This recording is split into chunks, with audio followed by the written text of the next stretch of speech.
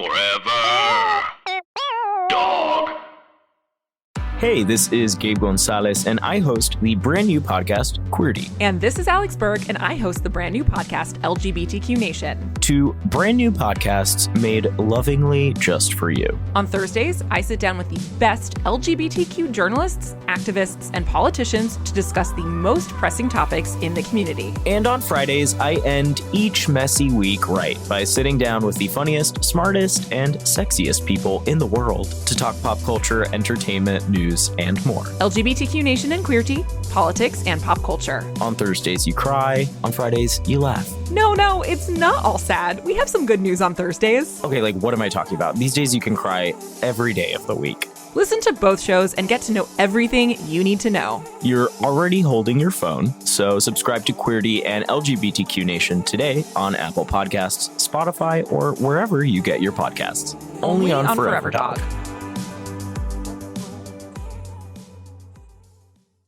Forever. Dog. I still haven't figured out how to get my setup in Kat's place. Looks like you're in the library, so that's good. Or like the study, you know? Yeah, I'm in Kat's room, and this is just the books she had as a kid. Oh, wow.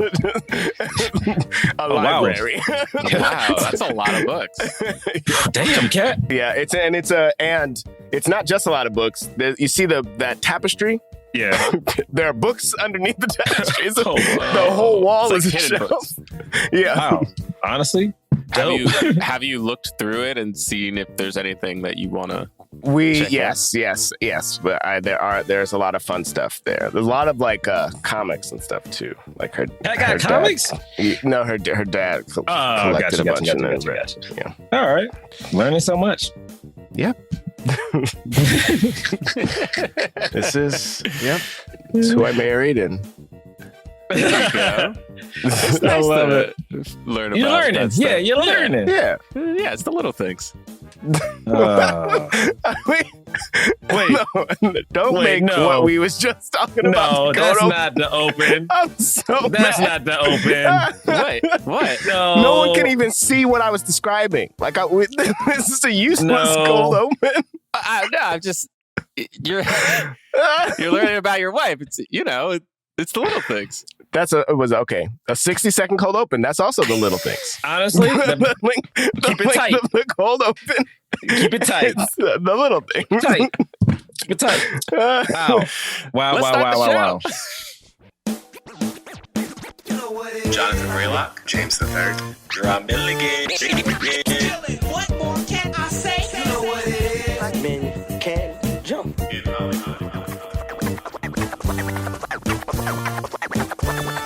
Black actors, man. Black actors. All right. Welcome to Black Men Can't Jump in Hollywood. Hollywood City. It's the little things that rip you apart. It's the little things that get you caught. Okay, yeah. I mean, I guess. I I feel like you want to say it like differently. The No, delivery. I'm not gonna attempt it. I'm not gonna try because it would just sound wrong if I tried. Look at that. It's the little things that get you. It's a little thing. You know what I mean? Like even that attempt, Right. Even that slight. I mean, you definitely made it sound like something. You know what I mean? I can't tell if that's a diss or a compliment. Like I have no clue what that it's not a diss or a compliment because I set it up. I let everybody know it wasn't gonna sound like anything, And he said it definitely sounded like something. Oh man, what a perfect intro for this movie. Guys, I don't know if you've listened to us before, but this just very rational, smooth talking voice right here. This is Jonathan Braylock. The voice is rational. Wait, first off, I hate watching him when he does it because I feel like he knows he's about to say some bullshit, so he starts looking all around the screen like he don't want to make eye contact with nobody. Because he knows, like, yeah, I'm about to say some wild shit. Wait for them. All right. This voice is Jerah Milligan. And this voice is James the Third. Wow, and it'll sound like that for the entire podcast. We are a film review podcast. We review the films of leading Black actors. We talk about them in the context of race and diversity in Hollywood. Oh, yeah. We've been doing it for over 5 years. Wait, hold on. What year is this? Hey, listen, bro. Don't do this. Don't do this. Are we in year 7? Don't do this. Don't do this. Somebody who understands. Is this year 7? I don't know anymore. Is this really? No. It's not year 7. It's got to be year 6 then. Yeah, 2015 is when we started out. Man, this child is now in class. You know what I'm saying? Wow, I mean, he's not actually in class. He's on Zoom. But yeah, I know what you mean. He's on Zoom. He's at home. Yeah, and he's old enough to be confused as to why he's on Zoom now. He's like, old enough to be like, what is this? I don't like this. I like being in the presence of other kids. Today, we are reviewing a new film out in movie theaters where they are open. I don't even know what that is no more, man. Yeah, I mean, it's not out in movie theaters for us, but it's also out on HBO Max because HBO Max, I don't know how much we've talked about this, but HBO Max has new movies going to come out. All their Warner Brothers' entire slate of new films is all going to premiere on HBO Max the same day they drop in theaters, which for people who subscribe to HBO Max is really great fun news for a lot of Hollywood people who are in those movies and want to make residuals and things like that. They're not really happy with it. It's a whole thing. I mean, we have talked about how movies that were supposed to be made for theaters premiering at home, like with Wonder Woman, they've been kind of like, underwhelming of it, I guess, maybe. Yeah. I mean, it's one of those things where like, it's funny because now that we're watching so many movies at home, I legit have been looking up sound systems. I'm like, well, this is my theater. Like I'm with you 100%. I'm like, I need a bigger TV. I need a better sound system. I've been doing that too, but I'm like so confused as to what to get. Like when we get off, y'all gonna have to tell me what y'all found. I think definitely a sound bar in front of the TV for sure. And then if you want to get the woof, we'll talk. I'm trying to get the woofer. Yeah, okay. All right. Okay, we're going to talk. I got a whole thing in my Amazon cart, but then I'm like, do I want to buy from Amazon? I'm giving Jeff Bezos too much money. We got to. It's too late now. I don't know what you're talking about. You have to buy from Amazon. You got to get the free shipping. They own us now. Jeff Bezos owns everybody. Listen, no offense, but you not giving Amazon your little bit of money ain't doing squat. So let's just be real. Can you imagine being like, I'm not giving you this penny to somebody? No. Who has like $170 billion. No, I don't know what to do. It's like you honestly, and it's the other thing too of you can go, I'm going to buy from somewhere else, and you buy from somewhere else, and it's still shipped through Amazon. They own all the truck companies anywhere. Listen, don't do this. I drove to Arizona last weekend, and the amount of Amazon trucks that you saw, or just people in their own cars dropping off Amazon packages, I was like, this shit is crazy. I don't recommend doing this, but to anybody who is interested, look up everything that Amazon owns. It goes way deeper than you think. Yeah, it goes yeah, way I know they deeper own a space company, right? Oh God! All right. Yeah, I know they own spaceships. They've been owning it since like 2012. Wow. Not even a joke. Like they own spaceships. Wow. Well, okay. Anyway. Well. So back to little things. All right. This movie is a kind of a crime thriller. It stars Denzel Washington and Rami Malek. Rami Malek, for those who might remember, played Fred Mercury in Bohemian Rhapsody. He was also Mr. Robot, the main character of that. He won the Oscar for Bohemian Rhapsody. Or was he just nominated? I want to say he did win. I feel like he won.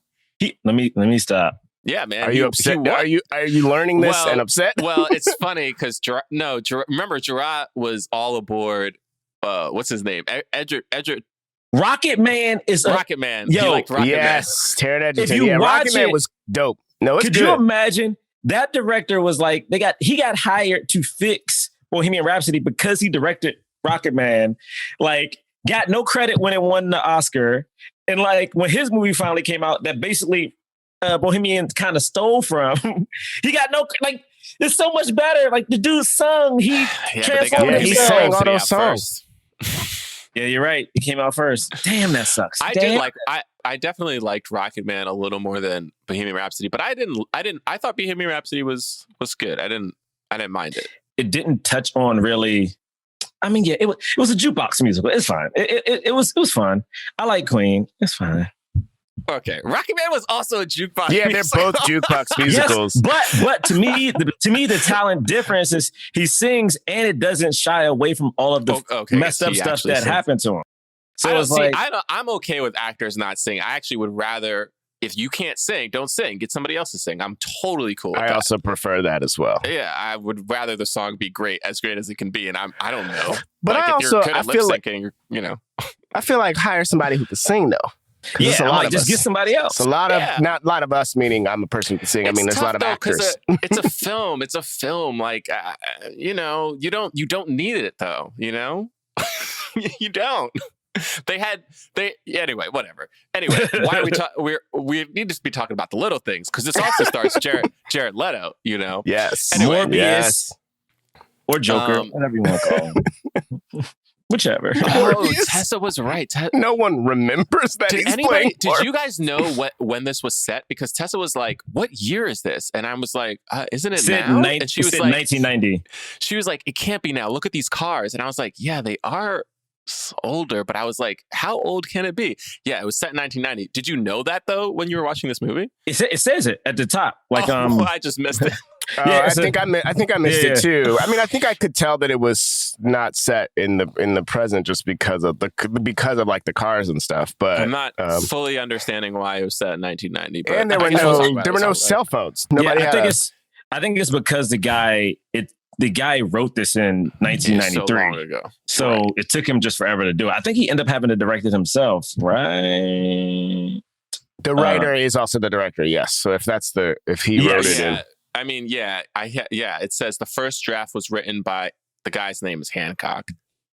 Yeah, baby. All right. It was written by Hancock. Yeah, baby. No, not that Hancock. All right. Hancock Cinematic Universe. No, stop this. Stop this. It was written by him in 1993 for Steven Spielberg to direct, but Spielberg passed because he felt the story was too dark. Now, what does it mean that it was written for Steven Spielberg to direct? Wasn't everything written for, like, when you write something, like, aren't you like, I hope Steven Spielberg directs this? I think you're absolutely right. Yes. Honestly, yes. That's all you want in life. Who knows what that actually is? I think it's incredible. I mean, honestly, the fact that this was written in 1993 does make me go, okay, maybe I'll just write stuff. Like if somebody can get something made literally, what is this, 30 years later? Holy crap. 30 years later, he got the thing that he wrote, produced and starring not Denzel Washington. You know what I mean? And it's funny because this is a movie Denzel probably would have starred in the 90s. He just would have been Rami Malek's character. Yeah. We were like, Denzel was just like, I guess I'll play this. I guess I'll do this again. This is definitely a movie he would have done. And then you would have had like Gene Hackman or somebody in the Denzel part. Oh, man. And then, I really wish we knew how this got to be. I think if you've seen his last movie, it did really well. It was a Netflix Western. Was it Netflix? It was the actual movie about the guy who hunted down what's the famous Wild West couple who used to rob people? Bonnie and Clyde. Bonnie and Clyde. It's about so he did a movie, an accurate portrayal of the people hunting them down, and it did really well. And I think that gave him the carte blanche to, as our friends would say, have a blank check. To do his movie. Only because I was reading, like, how did he do this? So this guy, okay, now I see. He's just he's done so many things. He directed Saving Mr. Banks, The Rookie. He wrote Blindside. He did the Blindside. That bullshit. And he was like, all right, what else I got? Alamo. Okay, cool. That explains some things. That's still crazy that he was able to get this made. And yeah, what it's just about two cops trying to track down a serial killer. That's the only explanation. And then what did we say? How much did it make for box office? 4 million? 4.8 million. Which in a pandemic for a January movie sounds pretty good. That's not bad. Yeah, That's not bad. I think so. I mean, I don't know what the standards are now. It's just so weird. HBO Max, who knows if they probably will never release numbers for this, so who knows how many people have seen it. But there were a lot of trailers for this movie. It has some heavy hitters in acting wise, so I know I was excited. Shall we do initial thoughts? Yeah, I mean, I didn't hate this movie. I was deeply uncomfortable the whole time I was watching it. Yeah. Okay. Didn't hate it is different than didn't love it, right? Right. Yeah. Yeah. It's more positive, right? I guess. Here's my thing. I feel like the point of this movie was to unnerve me. The whole time we were watching it, Kat and I were just like screaming out loud throughout it, just because we were just like, we hate this. I'm so uncomfortable. That kind of. Well, it's definitely scary stuff. Yeah. And like you don't want. Yeah. When it was done, her mom woke up and was like, "Oh, sorry, was the movie bad?" And she was like, and I was like, "No, the movie wasn't bad. I think it just made me." It just made me unnerved and uncomfortable. Like I felt like that was what it was supposed to do. It doesn't have a satisfying ending to me, but it has a, like there's like a twist, like a cool, or I guess not necessarily cool, but there's like clearly, a mystery that is involved with a cover up and stuff. And like the way that the ending unfurls is it puts you on the edge of your seat kind of thing. And I don't know, like I thought the acting was good. It did feel like Denzel was like, yeah, I'll be in this movie. Like it just felt like it was him like deciding to do. He had a couple days and like decided to do the little things. A movie like this one more time. I keep replaying a line that Jared Leto says in my head over and over, which I think is to the success of this movie, which is when he says. And this is, I guess, a spoiler for those who haven't seen it yet. But when he says, "I've never killed anyone in my life, and if you believe that, we can go for tacos." I've been replaying specifically that line in my head over and over since watching this movie, which is, I think, to the power of this movie, which is like, yeah, like it is still open-ended. What really happened. But I do think a line like that and the way that what happens unfurls is, to me, the movie sort of deciding an answer to that question, to whether or not he did it. And I think it just sort of like, it burns in your head of like, fuck, if he would have just, they could have just gone and eaten tacos, everything would be better. It's because of lines like that I think that the movie is successful. Got it.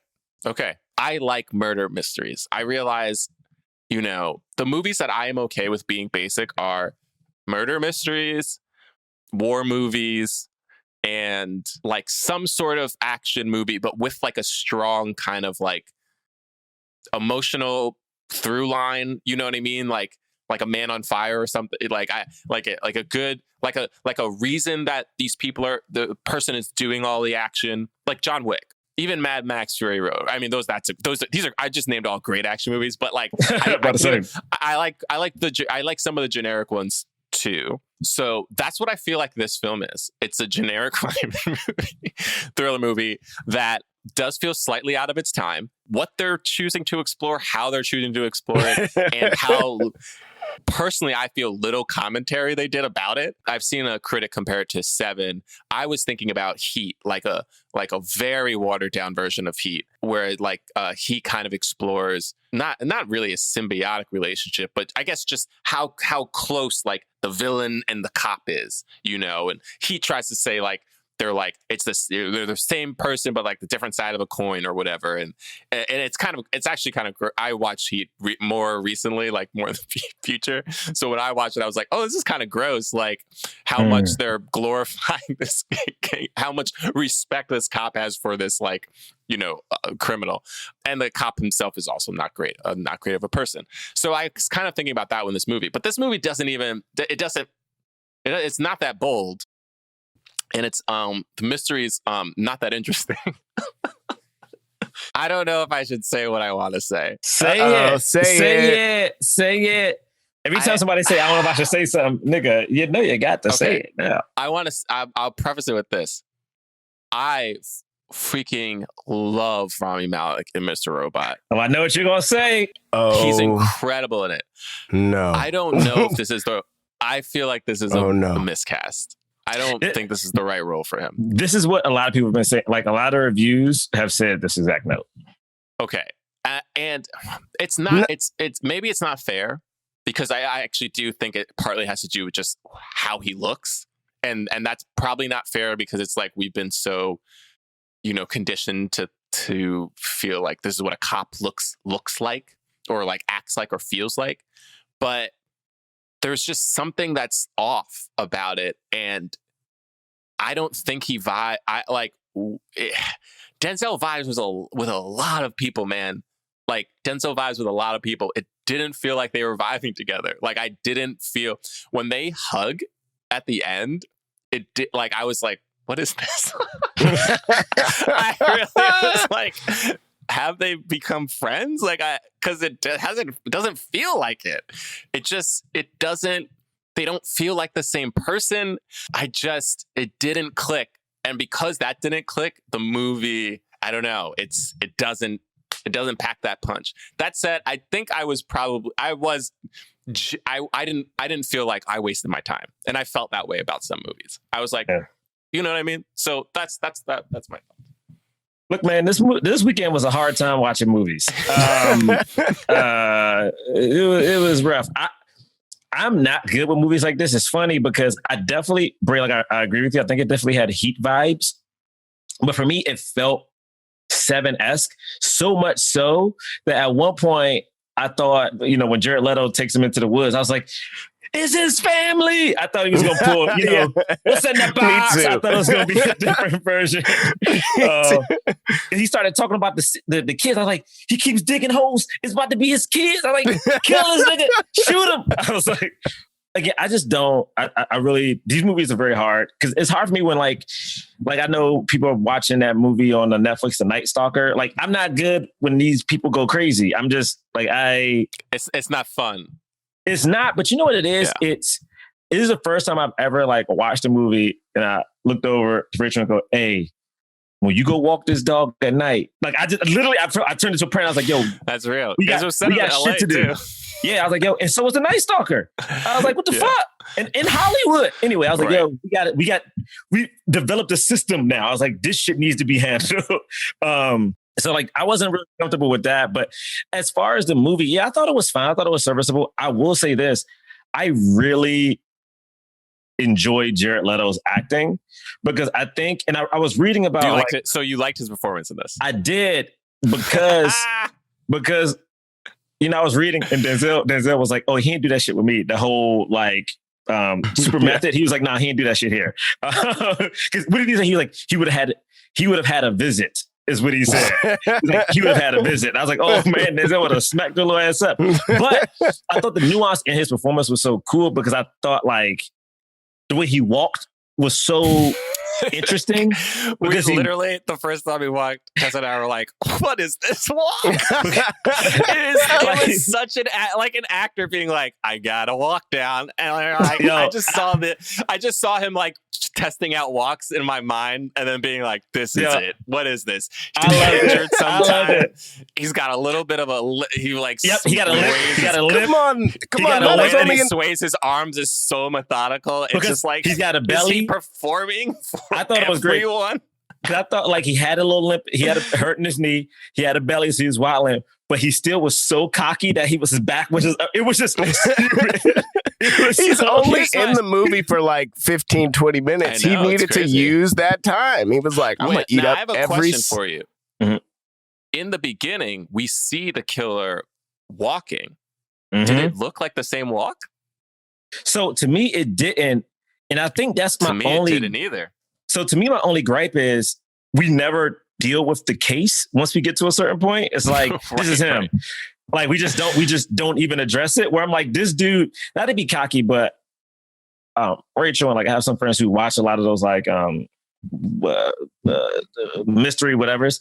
And one of the things I've been learning is that eventually how a lot of these people get caught is that they just get bored and start like leaving a clue here, like doing this thing, hoping somebody will like notice. And I'm like, if this dude, I think, wanted to get caught, he probably would have got caught. Or if the mere fact that James said that line, I thought about that too. Like, yo, this dude is very confident. Like, yo, I've never killed anybody in my life. We can go home. Like, if you believe me, we can go home right now. And like, he just, because you know what it is? It felt like I couldn't tell from the very beginning. This is my last part. Is I didn't trust Denzel throughout this whole movie. Because what it felt like to me off break, like you never knew what happened. And also it felt like a person who was older, who was haunted and like, who was now trying to, like, this is the guy. I need you to think it's the guy to put myself at ease. I need this to be the guy. So I never trusted Denzel, but also like that ending felt like such a, all right, you guys did this last shot. And I'm like, cool. I definitely saw that coming. Same. I was like, all right. But yeah, it was fine. Point. I won't watch it again, but I was like, this was a cool watch, you know? Hello, Forever Dog listeners. I'm Allison Raskin. And I'm Gabby Dunn. And we host the podcast Just Between Us, which is available right here, right now on Forever Dog. Just Between Us is a variety show that features listener questions, in-depth interviews, and topical topics. We also play a game show called Hypotheticals. I could try to explain it to you, but the rules keep changing. I make the rules. And I always lose. We're also joined each week by incredible guests, including disability activist Alice Wong, Planned Parenthood's Alexis McGill-Johnson, best-selling author and therapist Lori Gottlieb, and primatologist Kate Gilmore. New episodes of Just Between Us drop every Wednesday. So while you're listening to this podcast, search for Just Between Us with Allison Raskin and Gabby Dunn. Hit that subscribe button and check us out. Please. Please. Just Between Us. Greetings, mortals. I am the Lord thy God, King of the universe, creator of space. We don't need the vocal effects. Can we use that? That's my actual voices. Okay, great. Hello, I am the Lord thy God, King of the universe, creator of space and time, or as I prefer to be known these days, at the tweet of God. For over a decade, I've entertained my over 6.2 million followers with my wit, misanthropy, and oft-stated regret I created any and all of you. Well, now I'm taking my hilarious blend of contempt and disgust from the Twitterverse to the podcast verse with my new show, the predictably named Godcast, premiering Wednesday, January 27th on Forever Dog. On Godcast, I'll be opening up my infinite mind about everything from politics to the nature of reality to this week's point spreads to how much longer I'll save the Queen to that weird new growth on your neck.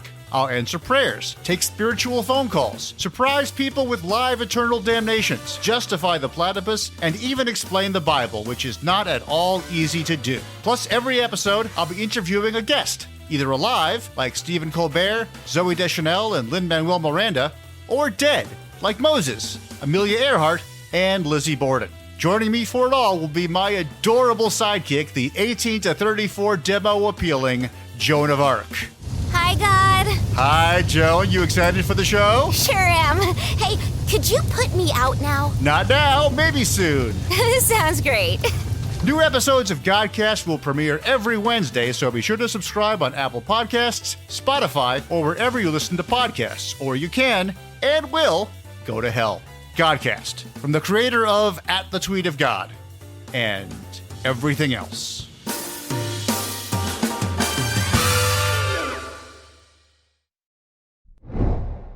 So this movie starts off. Is pretty scary when it starts off, and it's one of those things where I was like, "Oh my god, are we about to watch like a Scream kind of opening?" Because remember, this movie was written before Scream. Oh yeah, that's how old this movie is. Wow. But yeah, it starts off with like a woman who's driving in a car on the highway, and then this person she's like, this person's following me. So she's and they like kind of speed up next to her and they speed to the side of her. And then she's like creeped out and then they go forward but then they are stopped on the highway. And so she like speeds around them and it's like, and then they're speeding up against her again. And she's like, I gotta go. No, she does a typical scary movie move where she just parks in a a gas station that did not look like it was. It looked like it was open to pump gas, but that's about it. So she gets out, realizes very quickly nobody's here, but it's kind of like that sunken cost theory where she's like, I gotta run. Nobody was in this shop with the light on. Let me try all these shops with the lights on. And you're like, oh no, like I don't want to see this woman get killed. I'm not starting this way. Don't start like this. So uneasy this whole opening. Now, I didn't think that this guy looked like the Jared Leto that we see later, but I don't know if it was just my mind playing tricks me, but I was like, this could be Jared Leto under all that stuff. Like I mean, with the hat on and everything. For it to be Jared Leto, it would have to be like a Kevin Spacey situation where he he was just putting on a walk, and then you're like, oh, he actually can walk fine. Yeah. You know what I mean? Like, right. Which I guess if you want to credit, because there was a part of me that was like, this walk is so belabored, but maybe that was a conscious choice. And the character, not the actor, the character was putting on a walk. That's what I was thinking, yeah. Because he knows that there is a witness who saw him walking around, which is interesting. He clearly knows at one point he's being watched by the cops. So I feel like everything he does to a certain point. Wait, I got to talk about Rami Malek real quick. Okay, yeah. Because I think what felt off about him is that, I'm going to compare this movie to Seven just because it feels that way a little bit. Man, this movie's not even close to this. No. Not even entertaining. Seven. No, not even close. But I feel like. Yeah. But when I think about the character dynamics, it's like I felt like Rami should have been. He was the Brad Pitt, right? He was like the hotshot, younger cop. Hotshot, idealistic, like hoorah, until we slowly see him break. And I think that was supposed to happen in this movie, but I don't think we set him up. Like we heard how great he was, how smooth he was, like how confident he was. But from the beginning of the movie, he is so desperate that he needs Denzel almost immediately when he shows up. We don't see him do, even if you watch Rorschach, Denzel's movie, when he plays a hotshot cop, and then the dude from the Third Rock from the Sun comes back to like get vengeance on him later on in the movie. We should really review that movie. That movie's insane. I can't even tell you guys on the air what it is, but it's terrible. It's fucked up. Anyway, but like he doesn't have that cocky feel, so we don't get to see him really break. It's just he always looks like something's bothering him. I think that's just Rami Malek's like That's the thing that's hard for me is that I can't. It's so hard to tell what is just who this guy is and what he's like consciously like trying to put on screen. Because who this character was, I was like, I don't know. Like I didn't understand at pretty much any point who Rami Malek's character was and why he formed a bond with Denzel and why Denzel formed a bond with him. Other than that, to me, it mostly felt like Denzel was just like doing his own thing and then kind of like using Rami. You know what I mean? Yeah. But it didn't feel the other way. Like it didn't feel the other way around for me either. But it didn't bother me as much. Like it's even though it wasn't as big of a ramp up, like from fully together to breaking apart, it did feel like he started towing the line and then started going over the line in very clear ways as the movie went on. So it didn't bother me as much. It didn't feel fully unjustified in the sense that I agree with Jerah that I didn't think he was breaking down the whole movie, but the end is such an intense situation that I 100% like, I'm like, yeah, you don't need much. You don't need to be going through that much to snap the way that he did. Like, you know, my man's threatening his kids, and the man's threatening him. He literally is. He's physically tired. There's a constant sense of fear that he's going to get killed. You know what I mean? Like he's already on edge in so many ways. They were just pulling an all-nighter, tailing him, so he's had no sleep.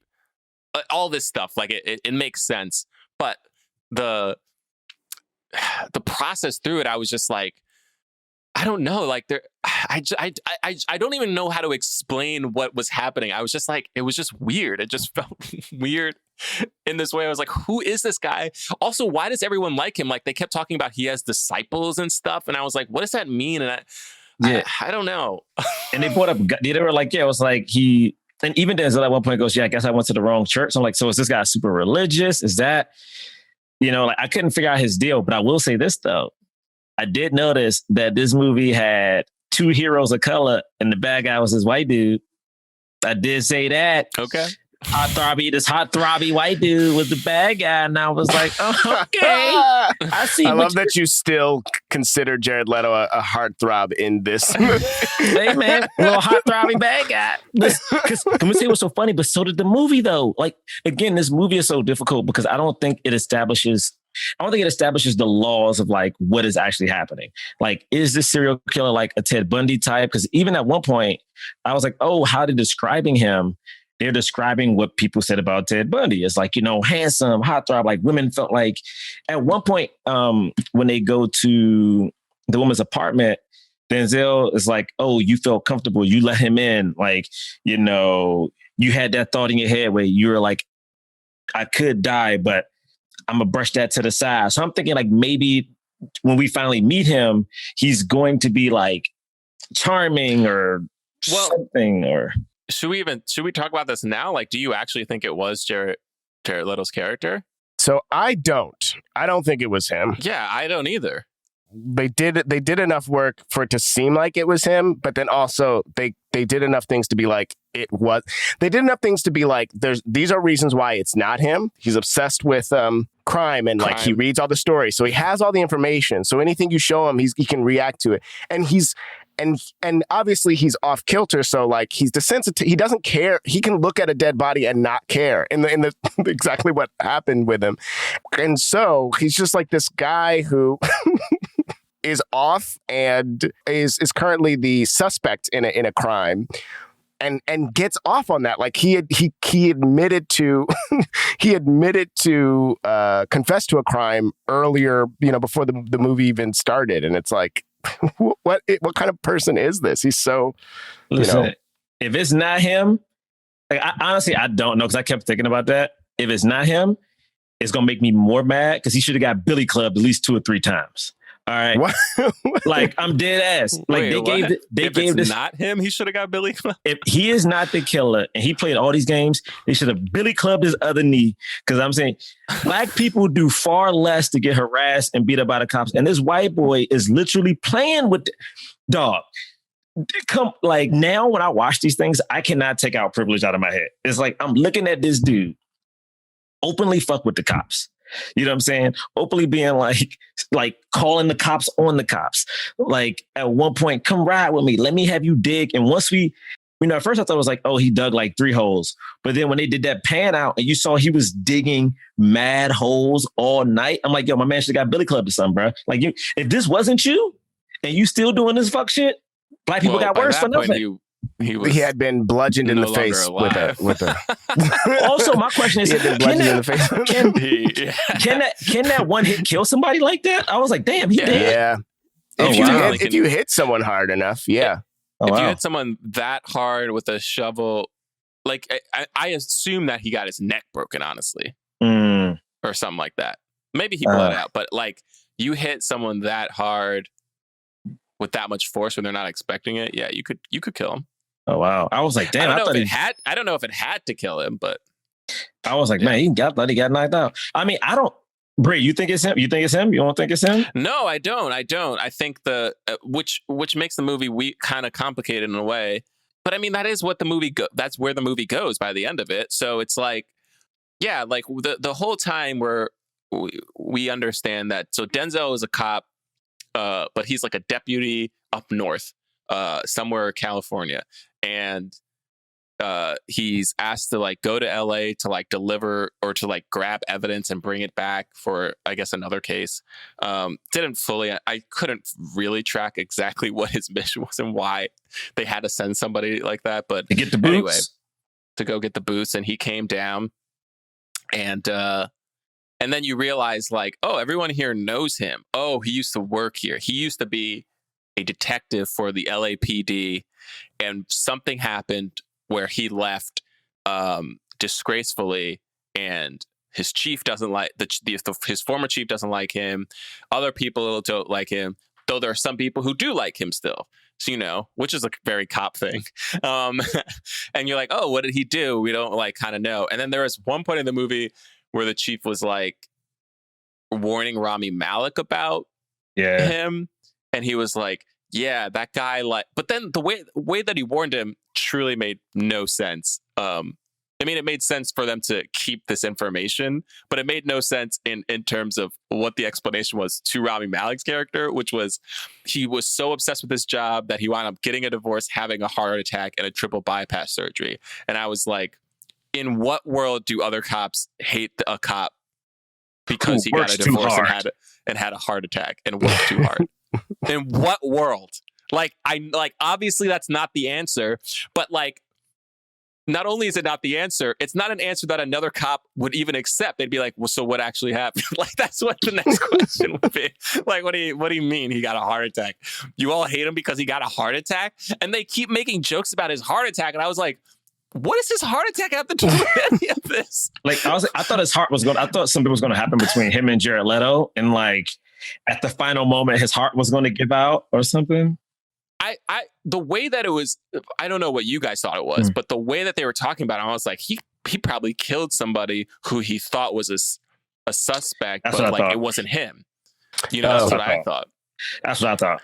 We were just he took it too far. Whatever it was that he did, he took it too far. We knew that they weren't saying it, but he, Right. I thought he killed whoever he thought was this serial killer. That's what I thought.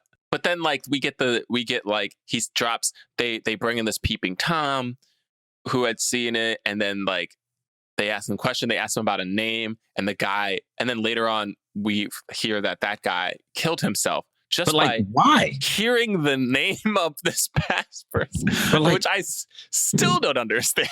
That guy didn't do it. Then why did that guy kill himself? James? Well, I think he killed himself because... I just thought that he killed himself because of whatever it was that Denzel did to push him so far, right? He had been, Denzel had been tormenting him, saying that he was the guy who murdered these two women upstate, up north, and then another crime happens, and he called him all the way down. You don't call me all the way down to this other precinct. I don't know if it was up north. I think it was in LA. I think it was when he was a detective 15 years ago or whatever. Okay. It was, and he thought that guy did it. But he definitely didn't do it. And that ruined his life. But he did not do it. Yeah. But it ruined his life. But he was already a peeping Tom. Yeah, he was still being a peeping Tom. I know, but you can be. Hold up. You gonna say being a peeping? Listen, it's bad to be a peeping Tom. He said he was a registered sex offender, and he was like, no. He's like, I just was trying to pee. I was just trying to pee, and I was like, it becomes a certain point where I don't know, and I struggle with this when it comes to a lot of things, even when it comes to race relations. It's hard for me to figure out when people have learned a lesson and when I'm just holding on to what I remember them as. This dude literally goes, no, I swear. He literally is like, I swear, I was just trying to pee. But in my mind, I'm like, nah, bro, you wasn't just peeing. But say he was just trying to pee. I've been drunk and peed in the alley. It was enough for me, even though it happens a few scenes later, it was enough for me that when he was being questioned, just stood up and walked to the mirror and just looks he was like, you're there? Yeah, he knew who it was. He knew who it was, that boogeyman. It's trauma. He was traumatized by whatever Denzel Washington did to him. Which we never learned, though, what it actually was. And then 15 years later, it's back. It's back. I'm through. Get me out of here. Okay, but here's the thing. When we finally learned what Denzel did that haunted Denzel, it's not connected to this guy. No. So then I'm like, what was that whole thing? Also, it was just such an intense thing. Also, when we found out what Denzel did, I think the world has corrupted me. And I understand this is probably a big deal in 1993, but the cops accidentally shooting somebody, I was like, what? That's what he did? Well, No, Jerah. He didn't accidentally shoot just some black dude. He accidentally shot a white woman. Center masked. And not only did he accidentally shoot a white woman center masked, they covered it up and made her the first victim and then blamed it on somebody else of this serial crime. Like that's of a cure. It's not just that he. To well, me, not the first, the third. It was the third. Okay. Remember, there were 3 bodies. Yeah, it's not just that he killed her. It's that they then said this was one of the victims of that. This thing. was one of the victims. Like what? That's horrible. Wait, I'm looking it up right now. He's the. I mean, that's the thing. By the end of the movie, I was like, "Oh, Denzel's the villain of this movie." Yeah, for sure. Wait a second. Just so you know, Bray, I hate your statement, but I'm realizing all reality is right. I'm looking up like the convictions and firing rates of police shootings, and the majority of the cops that actually get fired are the black men who shoot white people. Yeah. You can. So, and that's why he was disgraced. Because there was another part of me that was like, man, cops accidentally shoot people all the time. Hold on, when Hancock wrote this in 1990, Hancock wasn't trying to make this. Hold on, I'm trying to put the film in context, James. I'm trying to put the film in context. By this movie, Rodney King had already happened. I want to say it. This dude is disgraced and haunted, and no one talks to him because he accidentally killed somebody. There are cops from 2020 and 2019 who still have paychecks coming from quote unquote accidentally killing folk. But I'm supposed to believe this black cop is disgraced and had to be run out of town. Also, he still got people to cover up for him. So I don't even give a fuck that you know what? I don't need to talk about this no more. This just made me sad. Now I'm looking at these facts. I don't think this is Hancock's vision. I think the way that we're deconstructing this was not what Hancock wanted for his film. Isn't it though? I mean, okay, because where else does this movie go? So we're like, okay, like something's going on with Denzel. Also, they say that he loses it at some point because Jared Leto, the way that he zones in on Jared Leto, he goes back again to. By the way, they're like, oh, he's so good because he found like another spot where this guy was like sitting and watching the woman's like dead body. But that didn't help. It didn't help the case. Like, it's just like, okay, we know another thing about this guy. We don't know who he is. We don't have like, it doesn't help a lead. The lead that he gets is he thinks about that the refrigerator was broken and it's been broken for a week. But that somebody was called to fix the refrigerator and they never got to it. And so he goes to the company that was called. He looks at the list of people. He looks at Jared Leto's character is the person who was scheduled to go fix the air conditioner. The guy says it's never happened. That's the first time we see Jared Leto. He's like in the back and he like looks over and he's like, anyway, with his weird face. And then so scary looking, so dead ass. And then you're like, okay. And so they like, then Denzel just starts following him just because he's like, this is the guy. And then he just tails him. The guy is around the marker where one of the bodies was found. And he's like, how did he know this? Was this ever released into the papers? Nope. It never was. Okay, so it must be this guy. However, later on, when Denzel breaks into his home, we realize he has a police scanner. So he could have found out that way. And he has all these, and he says that he's obsessed with crime. Wasn't it something in the floor? Like for some reason, didn't he open the floor? Was it something red in it? I thought it was it was the bowl rat. There was something in the floor, but we never see what was in it until the end. No, but it wasn't that. But it wasn't the red thing.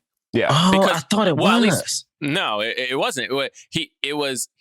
It's a bunch of newspapers and he's like looking through it. And then, the cops come and he gets out of there because he is illegally breaking into this guy's home. And also if they get caught, all that evidence would be thrown out because it was an illegal search. And then that's when Rami Malek is like, did you see a red, hair clip in there? Because she was wearing that when this woman who's gone missing was wearing that. And if it's there, then it was him. And he's like, if I had 5 more minutes in that place, I could have found it. But then he goes back and he's like looking, and then we don't see if he found it. And then later on, it looks like he did because he sends it to Rami Malek. But then we see that he actually bought it from a store. Because when I saw it too, by the way, I was like, that looks brand new. Like, yeah. I mean, I was like, it was brand. He did nothing. He didn't roll that joint in no dirt. He didn't try to make it. It's like, also brand spanking new. I will say I did laugh when you see old ass Denzel trying to climb up the roof of the house. And this motherfucker Jared Leto sitting there drinking a Shirley Temple to go. I was like, this is silly. Funny. I was like, this is legitimately silly at this point. Let me get a Shirley Temple to go.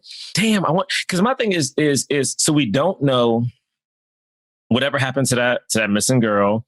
We don't know if Jared Leto was actually the bad guy. So what was the point? Well, that's my thing, is that this movie to me, especially now in this time too, like that they finally released it, like they have to know that part of the point of this movie was like, here are these cops who like became obsessive over catching bad guys, that they became bad guys themselves, and also zoned it, like they zone in on somebody, and cops do this all the time, like they zone in on people and then they don't look anywhere else. They don't like actually follow up with all their leads. Any evidence that contradicts what they think, who they think did it, they cast out of their mind. And if any evidence that makes it seem that, even if it's circumstantial, makes it seem like, oh, they're right. It's the confirmation bias thing. Mm-hmm. So they were just getting confirmation bias the whole time. Like, think about the evidence that they had to think it was Jared Leto. It literally was just that one of the victims had a broken refrigerator. They got that the landlord called the refrigeration company, and he was the person who was scheduled to fix the refrigerator. And he looks creepy. And then he looks creepy. That he knew what a mile marker was. Like he knew a bit of information that it doesn't seem like he should know. And he's self-proclaimed obsessed with like crimes, you know. And was the car not identified? Like, I thought his car was identified as well. They didn't identify the car. Denzel was just like, this dude probably has 2 cars and one should be really fast. I see. And have trunk space. And he saw the guys like, oh, this car, I think he had like a Monte Carlo or something like that. And I was like, yeah, it was a fast car. Also, I will say that scene of them like doing whatever the hell they were doing on the cars was so funny to me, because I was like, this is completely unnecessary. Like when Denzel went to the marker, then he went to the marker, and Denzel also at one point Denzel calls in and it's like, what was the marker number? What was the marker number? Now he's standing right in front of the marker, but I was like, but what does this mean? Like, what does it? Yeah, like because they're the same marker, does that mean, like, is that enough to be like, this is him? But what makes the most sense is the guy knew the entire time that Denzel was following him. Yeah. And so he was like, I'm going to mess with this guy. I have a police scanner. I know that there was a body found at this mile marker, so I'll just go to that mile marker. Yeah. It's like so... that's Arkham's Razor. Like, that's like the most logical thing is like, dude, he knows you're following him the whole time. Here's the only thing. If they actually wanted to be dedicated to this, but there was like a time crunch because the FBI was going to come in. Now, this is the other thing. It's their ego stuff. It's like, we have to solve it. First of all, why are you mad that the FBI is coming in? You should be happy. That you don't have get these resources. You're sucking. Like you can't figure it out. Get help. What, you know what I mean? And Denzel at one point even says, like, because he's like, why do you want to catch this guy? And Rami Malek's like, for the girls, like, you know, for justice for the women. And he's like, yeah, I'm doing it for myself. And that's true. He is doing it for himself. And so is Rami Malek. You know what I mean? And I think that was the point. But whatever's supposed to be happening character-wise, like, I feel like this movie sounds better when we're just talking about it than when you're watching it. Because it's like, a lot of that stuff I don't feel like you're getting. Like, there's a scene where, like, Rami Malek's, like, sitting outside and, like, staring at his daughters. And is kind of, like, absent-minded. And like the wife is just looking at him, and it's just supposed to be implied that like she knows like he's off lately and he's getting obsessive and whatever. But like I don't want that implied. Like, I want to see that scene because there's not enough happening for me to fill in these blanks. It's basically saying like he's turning into who Denzel was. Like Denzel had the 2 kids, the 2 girls had the wife. They slowly grew apart because he was dope. I mean, my thing about this movie is if one of us or somebody we know were to pitch this movie, people would poke mad holes in it and you'd have to go back and do a rewrite. You know what I mean? It felt like someone would have read this movie. It's like, hey man, there's some good bones, but like, what happens with the murder? Like, is his wife going to say anything besides looking at him very longingly, like, oh, what's going on, baby? Like, you know what I'm saying? What is happening here? And in this movie, it just felt like it felt like a script from 1993, and it felt like it probably wasn't updated much. And that's not to be like, it just felt like this is just. Yeah, I mean, the women characters were not, they were almost virtually non-existent. The other detective who messes up. Literally, the detective has one job at one point. Hey, just watch this girl. Because legally, like a person, what is it? Yeah. How do you say you can't see the person or whatever? You can't if you saw the person in handcuffs, then it contaminates the witness. The witnesses then a lawyer can just be like, yeah, you set it up to make it seem like he was the bad guy. So of course she thinks he's the bad guy now, even though she doesn't. She didn't know.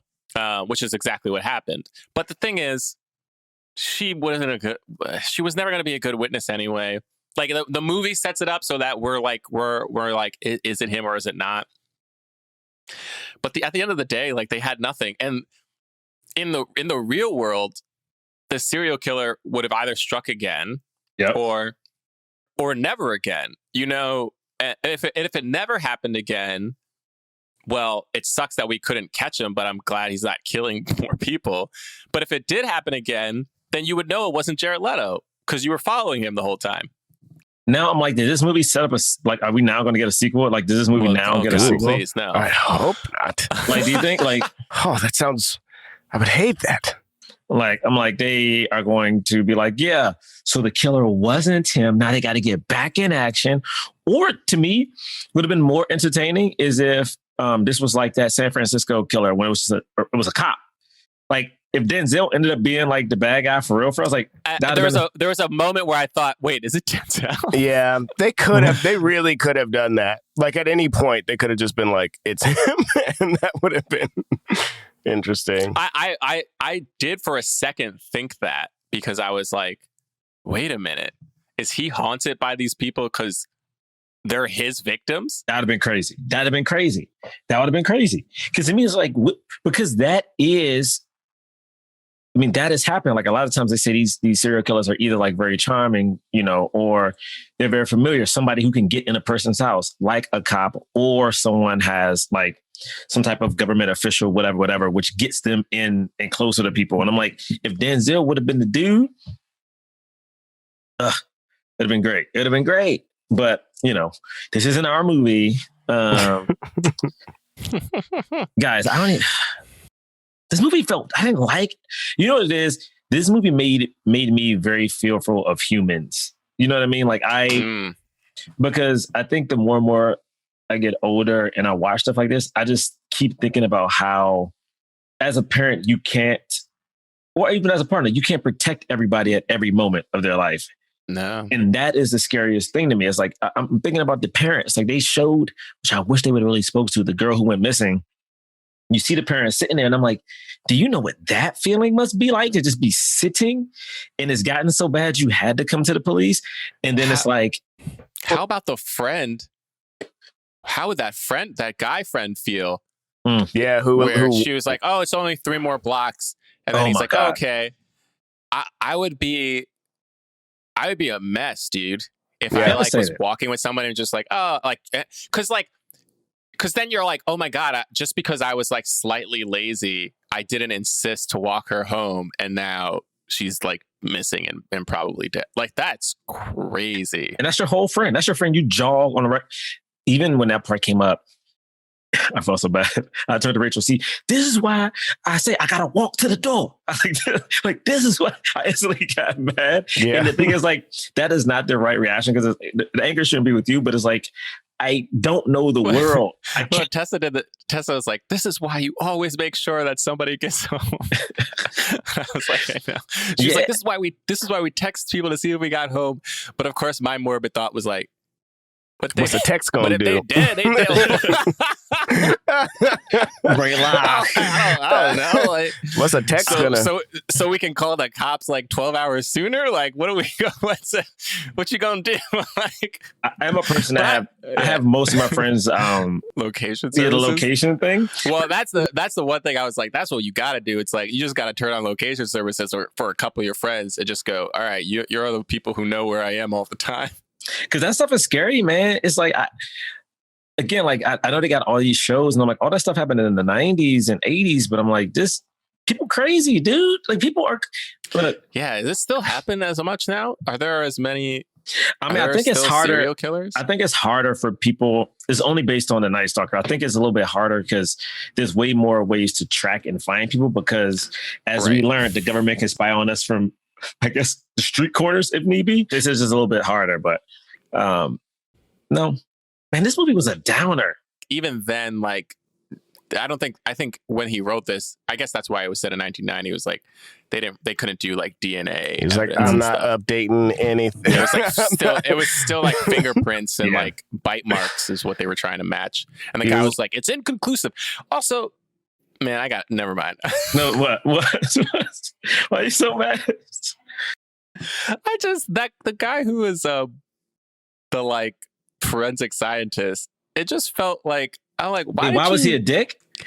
He looks like it looked like they were trying to cast like a comedic.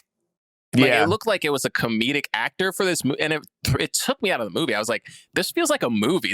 I don't believe that this guy's a forensic scientist. This feels like what a movie feels like a forensic scientist is, or like a sketch feels like a forensic scientist is. You know what I mean? No offense to that actor. It was just like, it was weird. And then also just because Rami Malek doesn't look like a cop, like that whole scene, the scene with those two together, I was like, what is this?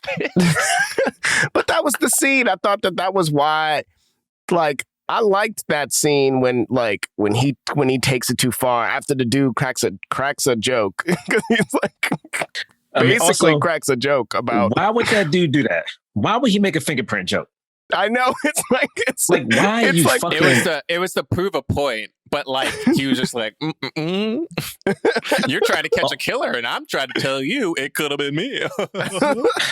I was so mad. Also, I was thinking like I wanted more scenes between Denzel and Jared Leto, because I don't know. I like seeing like really good actors. Like I always say, it's like fighting in the scene, and then even this review with Denzel, he was like he said he would watch Rami and Jared like go head to head and be like, well, I can't wait to get in the ring too. And I'm like, yeah, but I wanted more scenes with you and the bad guy, man. You know what I'm saying? Like, also, did they go head to head? That's why I did this motion break. That's why I did this. That's why I did this. I don't know. Right, I feel you. I see what you're laying down. I think they went head to head. I'm gonna reiterate. I think incredible actor. It's just there are certain it's the same. I could easily be miscast in a role. Like you put me in something, I look like crap because I'm like, it's just not the right role. Like, you know what I mean? Like, I don't know. I agree. I think Rami is like really good. Like I remember, if you watch Mr. Robot, it's like because he has an aloof energy. Like he just is a very aloof kind of guy. Yes. But I think because of his natural ability like that, this character wasn't that. Like if he was playing Jared Leto's character, if they swapped, maybe that would have been made more suited because like Jared can be aloof, but also like he's a white boy, so he can be like just a whatever American. And I'm realizing this is what I was missing. I was missing why I was told Rami Malek's character was becoming obsessive.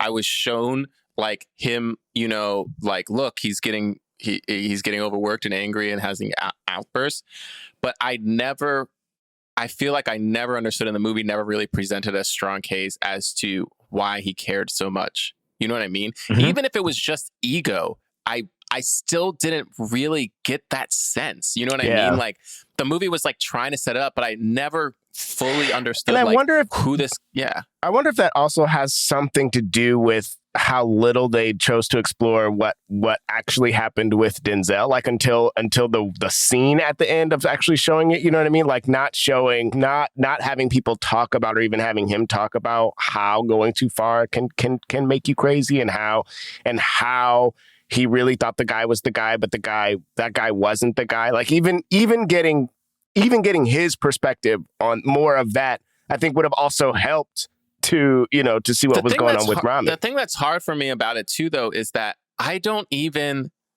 we're told Denzel was overly obsessive and went too far.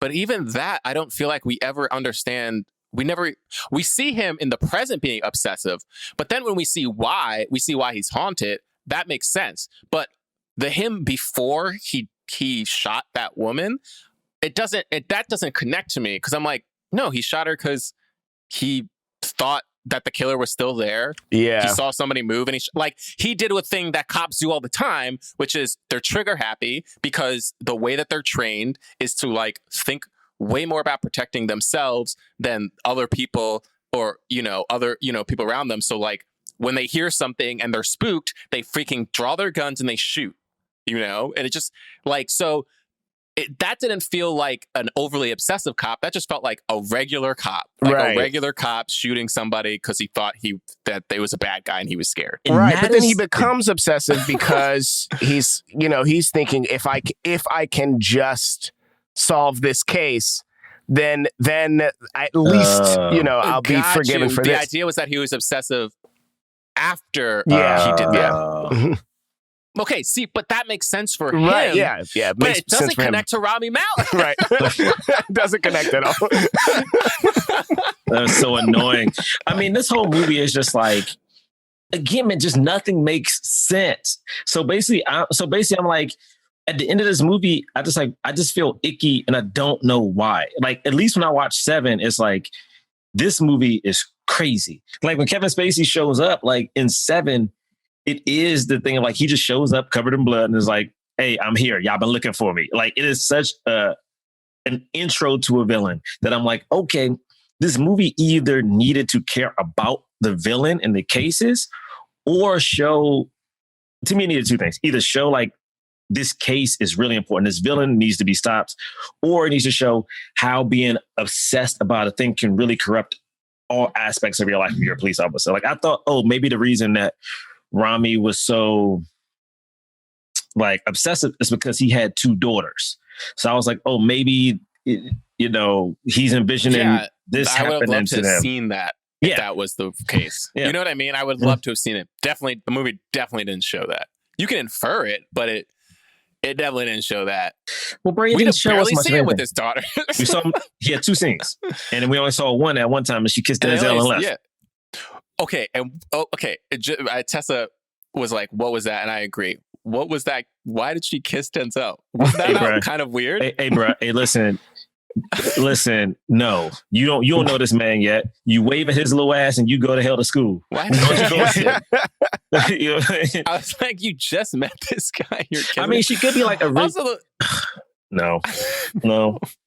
Just like I don't know. No. It was just weird. It was a weird choice. I didn't know what it was supposed to mean. I think it was supposed to humanize Denzel, show like, maybe he's like misunderstood and then he's the bad guy. I don't know. Just nothing happens.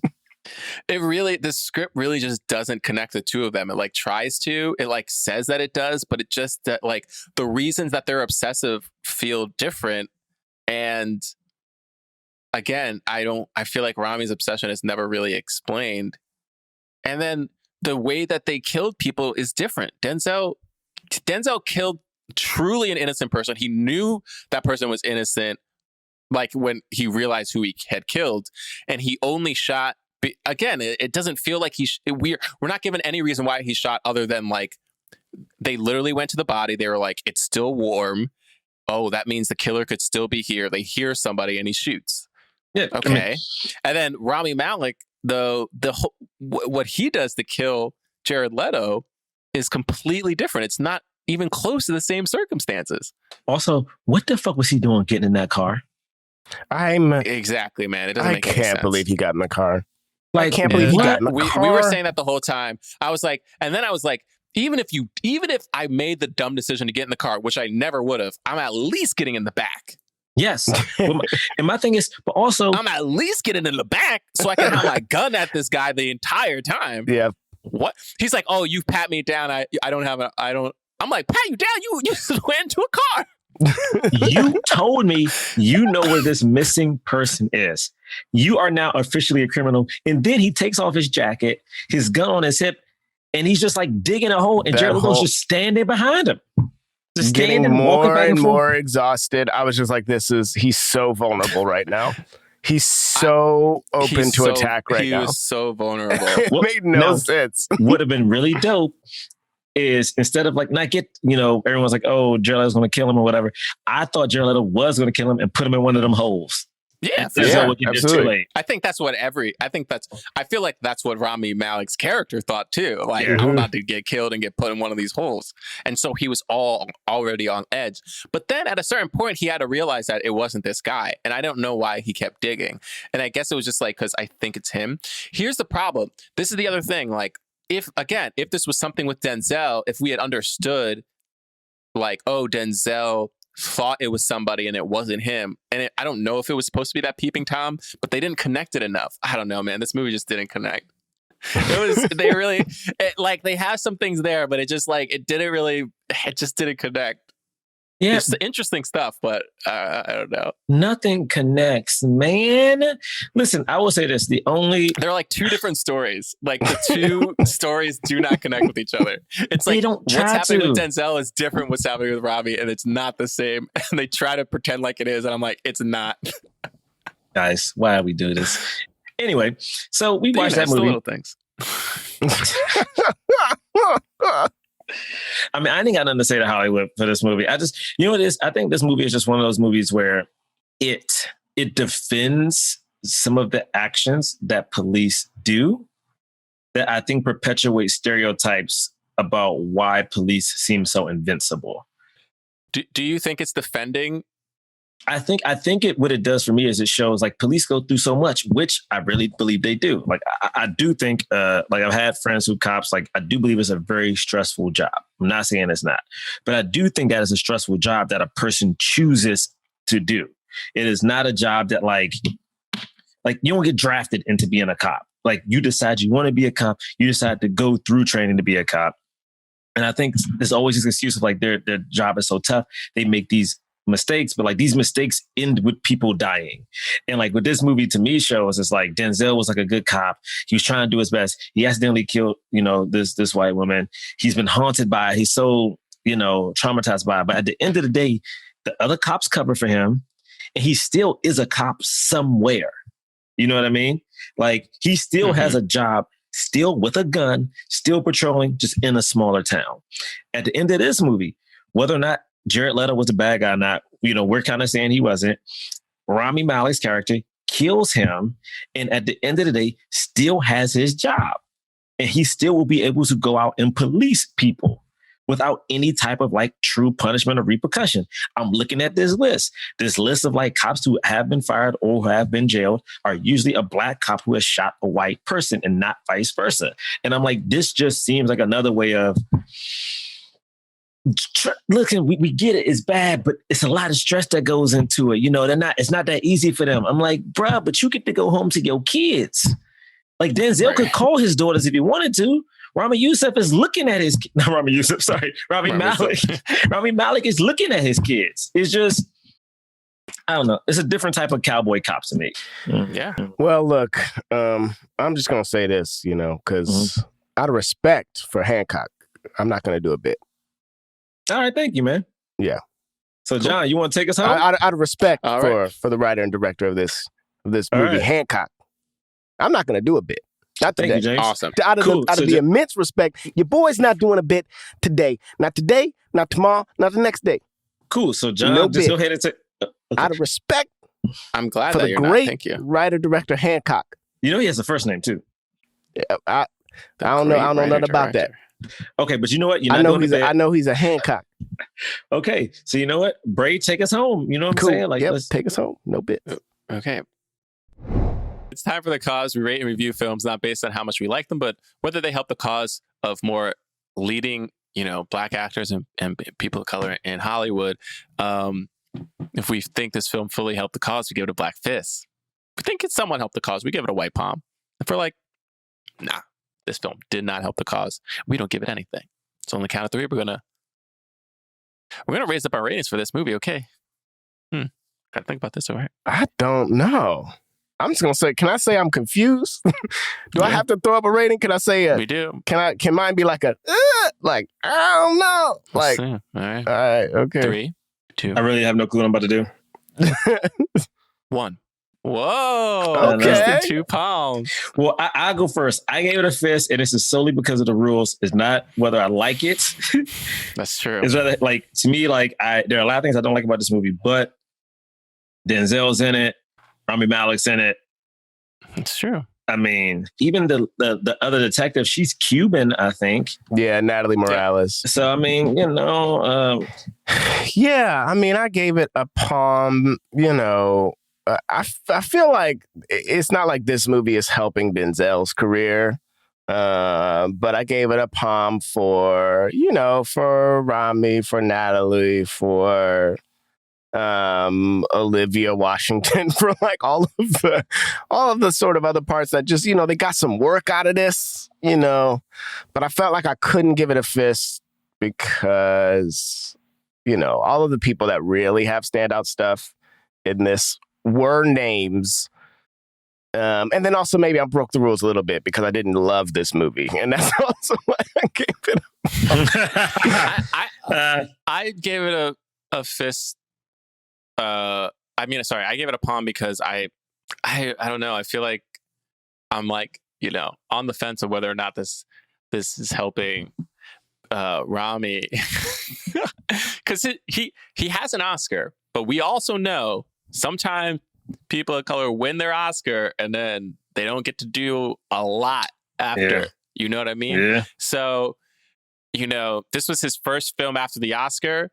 For some reason, supposed to be a lot second. of times people remember Bond. He's the villain in Bond. It just kept getting pushed. So it's the second. Okay. It's the second. Fair. The second. Unfortunately, this came out first. I was like, you're right. But nigga. Honestly, maybe it's fortunate that this came out first because, like, imagine just having it like this coming out and not doing well. And you're like, phew, at least I'm going to be a Bond villain next. True. Right. Thank God I'm about to be a Bond villain. This was a tough one. Yeah. But whatever, we watched it. It was free. It's on HBO Max. It was free. It's fun. It was free. Yeah. Could you imagine if I had to pay for this if we had to pay for this in theaters, I'd have been like, I want my money back. Give my money back. For sure. Like, this is not worth it. But cool. Guys, this weekend. Yeah. For everyone listening, I want y'all to know the weekends we have watching these movies for y'all. It is this weekend might have been one of the roughest weekends to watch movies, I think. This might have been one of the roughest weekends. I did want to pose this though. Is there something to Denzel like passing on his obsession to Rami? Like, is that y'all feel like that's part of the movie? He gave it up. He gave it away. Like, I think he was trying to stop him from having that obsession. That's why he gave him the Borek to be like, it all worked out. Like, yeah. I agree that there is something to that. I agree that there is something to it, but I still don't know why, outside of just ego, why Rami was like, why he started being like, I need Denzel. Yeah. Like, if there was even a little thing of like him, of like people being like, even if it was like a passing comment of another cop being like, damn, guess you can't close them all. You know what I mean? Like, you had a hot streak there, kid, but like, everybody loses sometimes. And then, him like looking at it and being like, I never lose. You know what I mean? I know that's lame, but like, I don't know. Sometimes I just need something basic. Like, just give me some. I don't. Anyway, little things. Thanks for listening. You can follow us at Blackman Podcast on Instagram and Twitter. BlackmanPodcast.com is our website. You can find links to our merch. We got t-shirts and things like that. We have a defunct Patreon. We don't do new episodes anymore, though we're thinking about maybe getting back to it. But we have a year's worth of episodes on there. If you ever want to listen, I want to do $5. Lovecraft. Oh, wow, you do? Yeah, I guess we should. I want to do Lovecraft. I would come back for that. I would do a quick, I would rewatch Lovecraft, talk about Lovecraft a little bit, talk about, shoot. All right. You could and if you rate and review us on iTunes, give us 5 stars. We'll read your review on the air. This one is by Newsy News Watcher Guy. It says, Tenet, thanks for making Tenet more confusing and less likable. But yes, John David Washington needs to be in more movies. Great. Next week we're doing Judas and the Black Messiah, right? Hey. All right, we'll see you next week. Forever Dog. This has been a Forever Dog production, produced by Melisa D. Monts, executive produced by Brett Boham, Joe Cilio, and Alex Ramsey. To listen to this podcast ad-free, sign up for Forever Dog Plus at foreverdogpodcast.com/plus. Check out video clips of our podcast on YouTube at youtube.com/foreverdogteam. And make sure to follow us on Twitter, Instagram, and Facebook at Forever Dog Team to keep up with all the latest Forever Dog news.